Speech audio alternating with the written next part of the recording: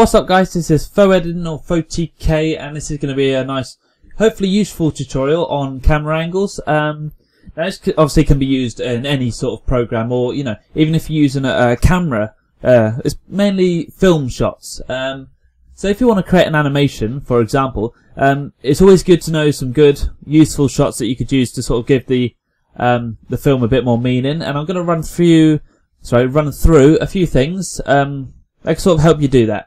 So I've got a whole list of camera angles here, and I'm just going to go step by step on what they do. So first of all, we got an extreme close-up. We're going to sort of start in quite close, and then we're going to work our way out and discuss other angles as well.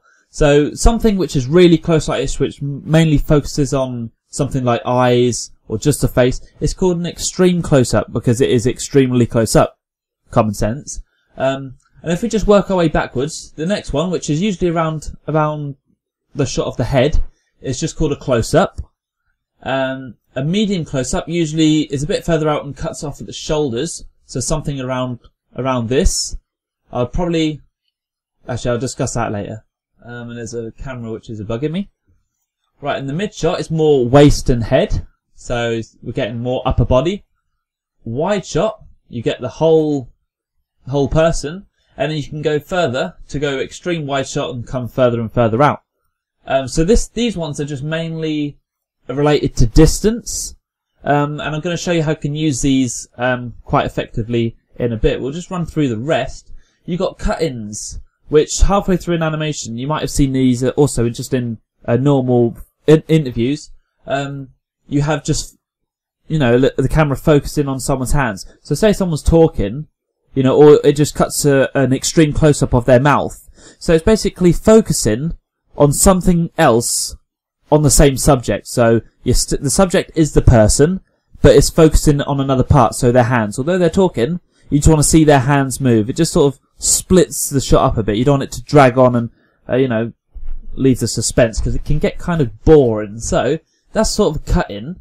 A cutaway is something completely different. So, for example, when you watch the news and there's a guy, like a reporter, saying, "We've got a high-speed chase on the news," and then the video will cut to the high-speed chase. That is a cutaway, and a cutaway is something that cuts away from the action. So, obviously, reporter, and then it shows video footage.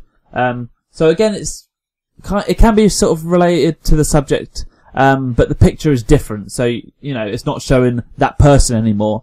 It's showing something that he's describing. So that's a cutaway, and again, that uses that's use is to split the footage up, give it a bit more flair, look a bit more professional as well. And then nice one I like to use is the over shoulder shot. And then there is another one called a two shot, which is basically a shot with two people in it. So I'll just show you something like that. That is just called a two shot.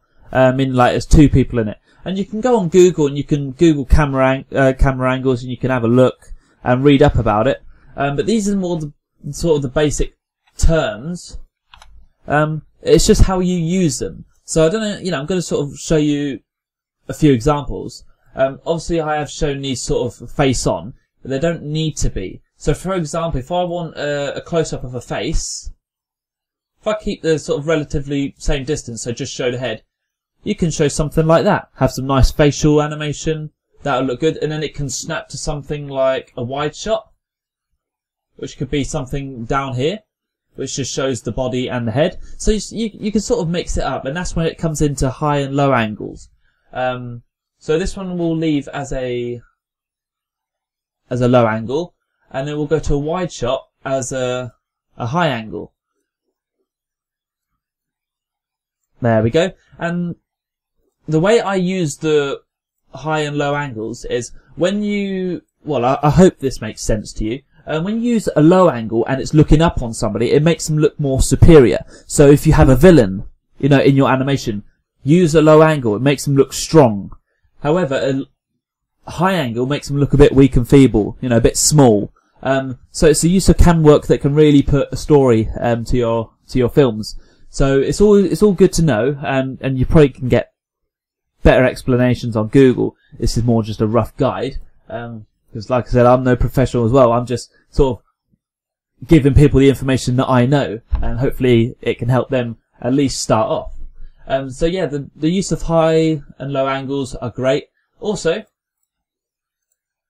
tilted cameras. So a camera something like on the Dutch. It's called a Dutch angle, and that's basically a camera that's rotated.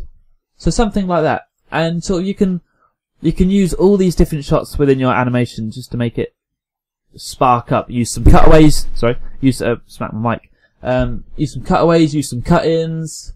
Nice over-the-shoulder shots if you want to do a conversation between two people, like you see in interviews. So yeah, all of these are good to know, guys, and I'm going to do a separate tutorial on creating realistic camera angles, especially in Cinema 4D, so be sure to check that out when it's out.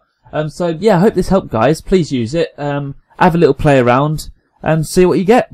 So please like this video, comment if you want to see any more tutorials, the usual thing, and I'll see you then. Peace.